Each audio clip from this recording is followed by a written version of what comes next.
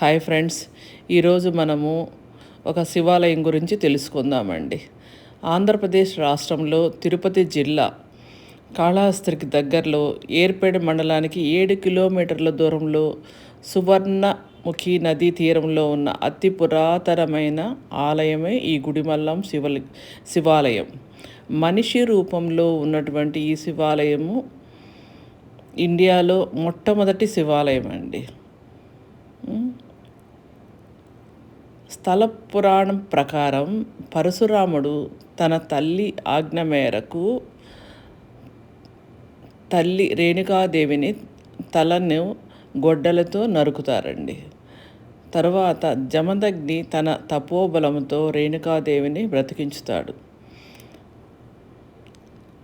మాతృహత్య పాపం తొలగించుకోవడానికి పరశురాముడు ఇక్కడ తపస్సు చేసినారు అని స్థల పురాణం ఉందండి. 60 సంవత్సరాలకు ఒకసారి నదీ జలాలు నేరుగా గర్భగుడిలోకి వచ్చి అభిషేకం చేస్తాయండి శివలింగాన్ని. మరియు సంవత్సరానికి ఒకసారి సూర్యకిరణాలు నేరుగా గర్భగుడిలో ఉన్న మానవ రూపంలో ఉన్నటువంటి ఈ శివలింగం పైన పడతాయండి. అటువంటి కట్టడం కలిగిన ఆలయము, చాలా అద్భుతమైన ఆలయం అండి. శ్రీ ఆనందవల్లి సమేత పరశురాముని ఆలయము. ఫ్రెండ్స్, మనం తప్పకుండా దర్శించుకోవాలి. చాలా పురాతనమైన ఆలయము. ఈ ఆలయంలోనండి ఎంత పెద్ద మారేడు చెట్టు, ఉసిరికాయ చెట్టు ఉన్నాయంటే ఆ చెట్లను చూస్తేనే తెలుస్తుందండి ఈ ఆలయం ఎంత పురాతనమే. చాలా పెద్దది, చాలా విశాలమైన ఆలయం అండి. ఫ్రెండ్స్, తప్పకుండా విజిట్ చేయండి. అవకాశం ఉన్న ఇటువంటి ఆలయాన్ని మనము తప్పకుండా రేపు వచ్చే శివరాత్రికి దర్శించుకుంటే మనకెంతో పుణ్యఫలము, చాలా మంచిది. చూడండి ఎంత పెద్దగా ఉంది, చూడండి ఉసిరిక చెట్టు.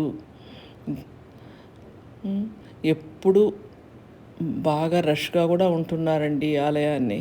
పురాతనమైన ఆలయం కదండి, చాలా బాగుంటుందండి. తప్పకుండా ఫ్రెండ్స్, తప్పకుండా దర్శించుకోండి ఈ ఆలయాన్ని. ఈ అద్భుతమైన శిల్పాలు, నాటి కట్టడాలు చూస్తే చాలా మనసుకు సంతోషం కలుగుతుందండి. చాలా సువిశాలమైనటువంటి ఆలయము.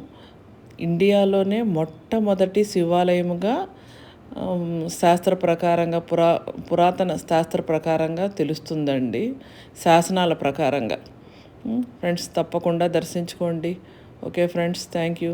నా వీడియో నచ్చితే లైక్ చేయండి, షేర్ చేయండి, సబ్స్క్రైబ్ చేసుకోండి. Thank you.